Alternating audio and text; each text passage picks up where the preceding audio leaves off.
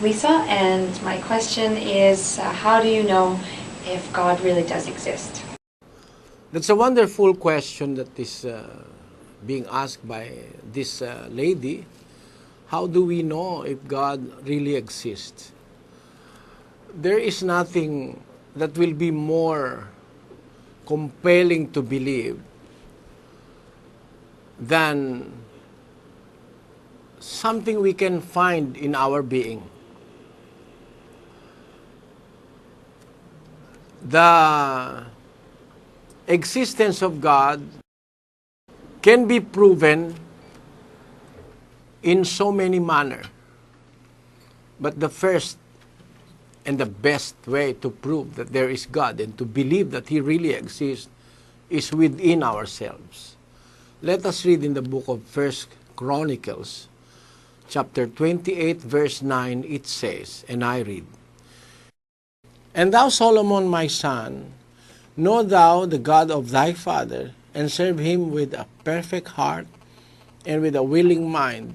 For the Lord searcheth all hearts, and understandeth all the imaginations of the thoughts. If thou seek him, he will be found of thee. But if thou forsake him, he will cast thee off forever." You see, there is an assurance in the Bible that if you will seek God, if you want to know that He exists, if you want to know that He really exists, you will find Him. The Bible tells us He will be found of thee. The Bible is speaking to Solomon that time. Solomon will find God. When? Where? How?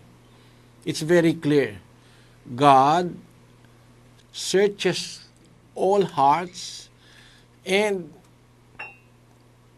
understandeth all the imaginations of the thoughts. See? Within us, God has a way to convey the message that He exists. You can find Him within you. You can find Him in your heart. You can find Him in your thoughts. That's what the Bible says. How do we know that you can find Him in your heart and in your being? Let us read another verse in the book of Romans chapter 2, verse 14. "For when the Gentiles which have not the law do by nature the things contained in the law, these having not the law are a law unto themselves, which show the work of the law written in their hearts, their conscience also bearing witness, and their thoughts the meanwhile accusing or else excusing one another."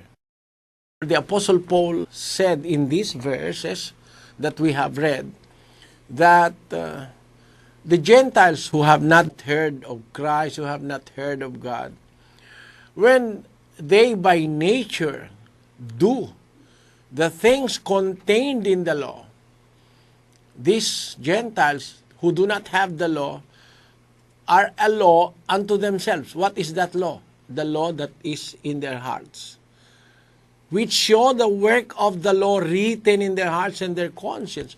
So, you see, there is something in us which the Bible calls the conscience. Deep within our being, in our hearts, there is a conscience. That conscience will dictate to you that there is God. Our thoughts, our imaginations, our thinking will prove to us that there is God. How can that be? Is that possible? Let us read. In the book of Romans 1:19 to 20, it says, "Because that which may be known of God is manifest in them, for God hath showed it unto them." God, to be known, He is showing Himself to us. How? Let us continue on verse 20. "For the invisible things of Him from the creation of the world are clearly seen, being understood by the things that are made, even His eternal power and Godhead, so that they are without excuse.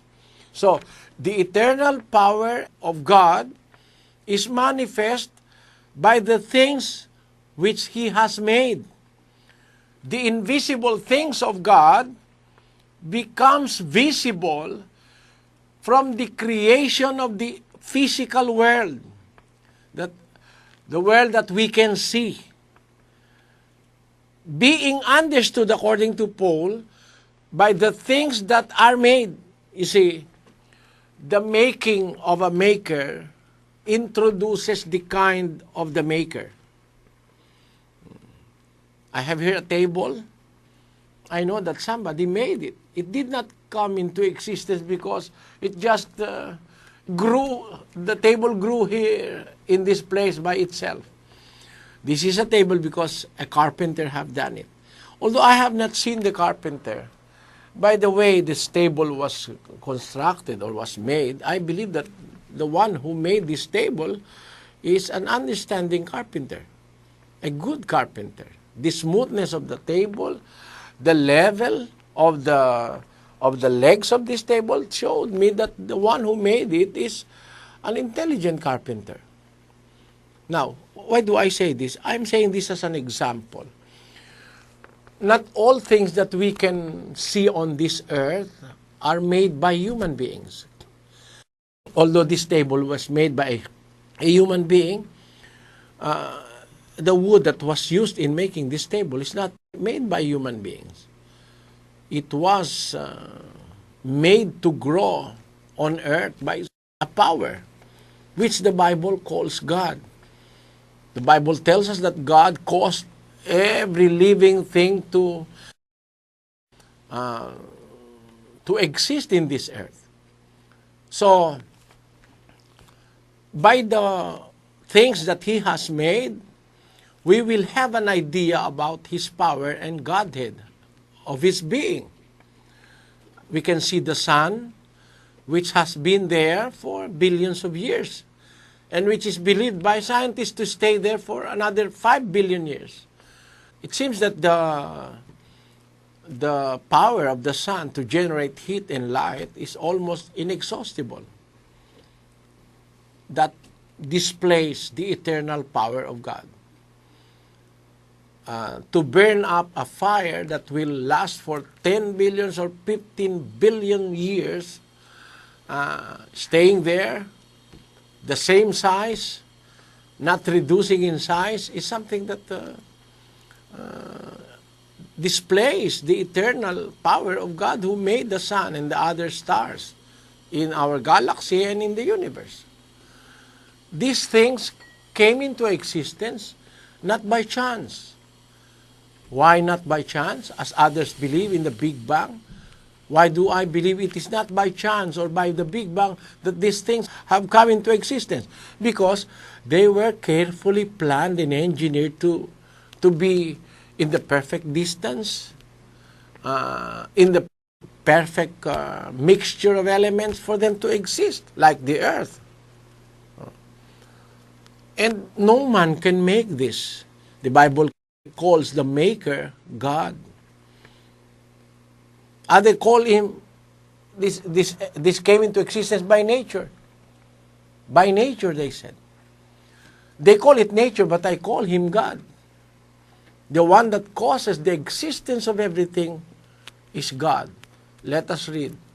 In the book of Acts, chapter 17, verses 24, 25, and 28, it says, God that made the world and all things therein, seeing that He is Lord of heaven and earth, dwelleth not in temples made with hands, neither is worshipped with men's hands, as though He needed anything, seeing He giveth to all life and breath and all things. For in Him we live and move and have our being, as certain also of your poets have said, for we are also His offsprings. So, it is God that caused us to exist and to live. See? Life has its source. The breath that was given by God to every existing thing. Our existence proves the existence of God. It is illogical to think that we exist if we come to something that do not exist. If we came from something that do not exist, why do we have the ability to exist? And the Bible tells us the truth. He gave it to all life and breath and all things.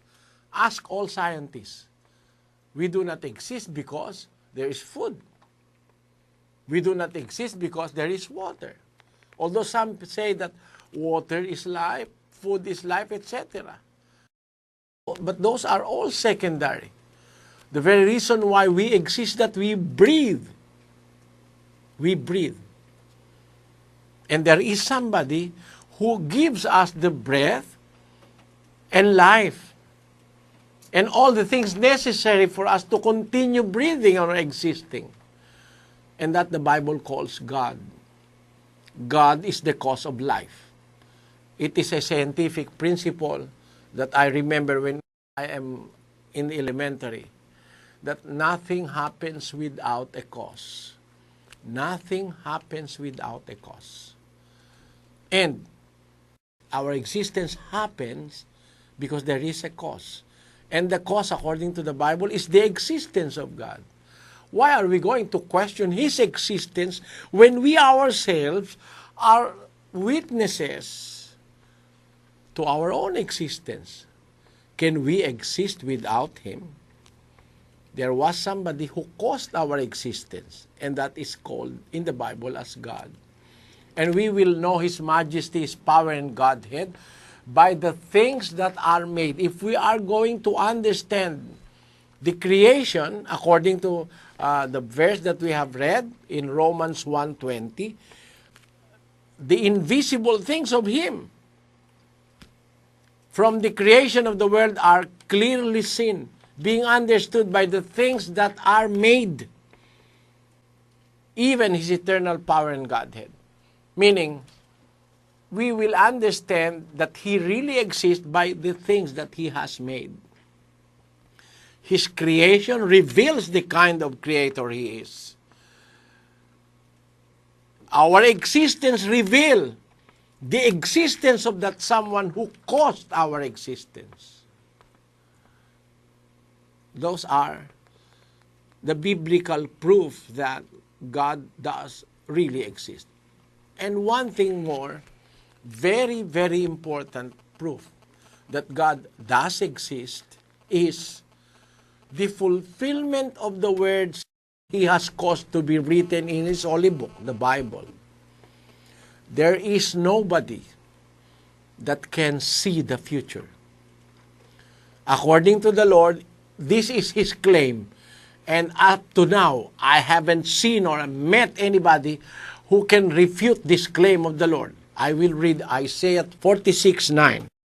Isaiah 46:9 says, "Remember the former things of old, for I am God and there is none else.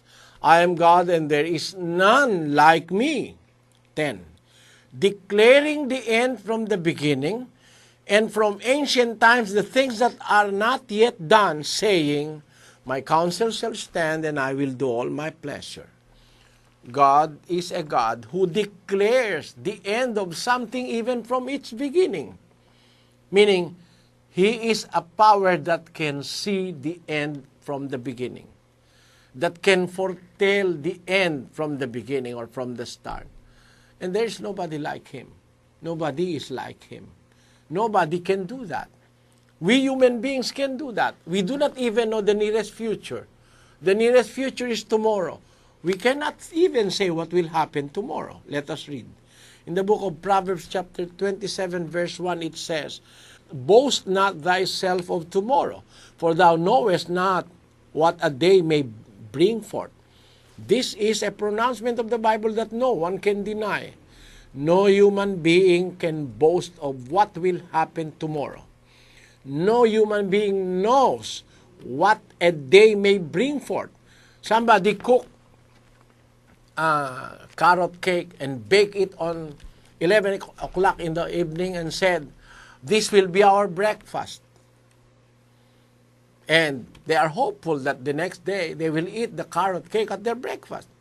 But that evening, an airplane crashed over their house. None of them have tasted the carrot cake, proving only that human beings do not know what will happen in the future. But God tells us that there is none like Him who can tell the end from the beginning. And it is true.